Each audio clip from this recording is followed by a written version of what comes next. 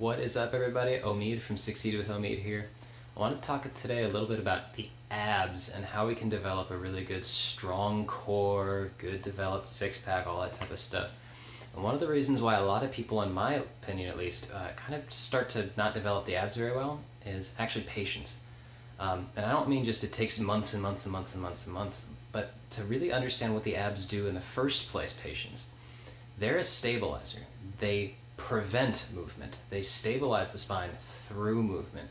And what that requires is really super slow, controlled, making sure the abs are engaged the whole spine to either resist flexion, side flexion, back extension, those types of things. So I won't leave you hanging. I do have one move that I want to teach you guys really quick if you have a pair of sliders or anything, or if you have a hardwood surface, you can just use your socks on it.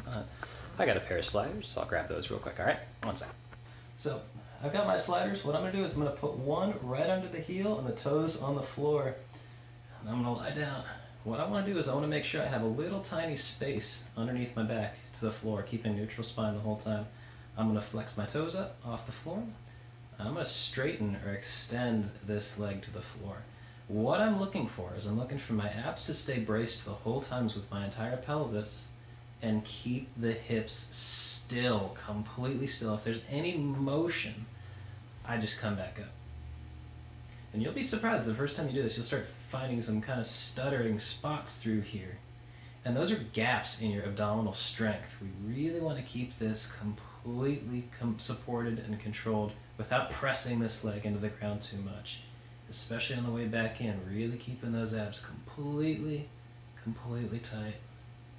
Now if you find that's super easy for you, I got two sliders, right? Same position.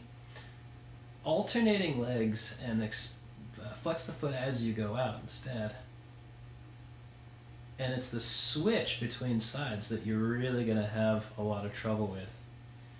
Now if that as well is super easy for you because you got a six-pack, switch the legs in the middle of the movement, really bracing through the abdominals. This is a plank, but you're going to switch mid-movement.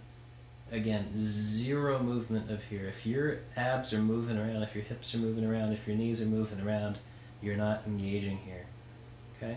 What this does is this translates to your crunches, this translates to your moving planks, this translates to your oblique movements and everything, keeping this engaged the whole time through the whole range of motion. Okay? So, I hope that was helpful for you guys. The abs are a stabilizer and they brace against movement as their first priority. Then they can help us control movement by actually flexing the spine around, okay? But otherwise, have fun with this one. If you have any questions, let me know. I can get deeper in this if you guys want. I just wanted to keep it nice and light today just to kind of bring your attention to it. All right? I'll talk to you guys later.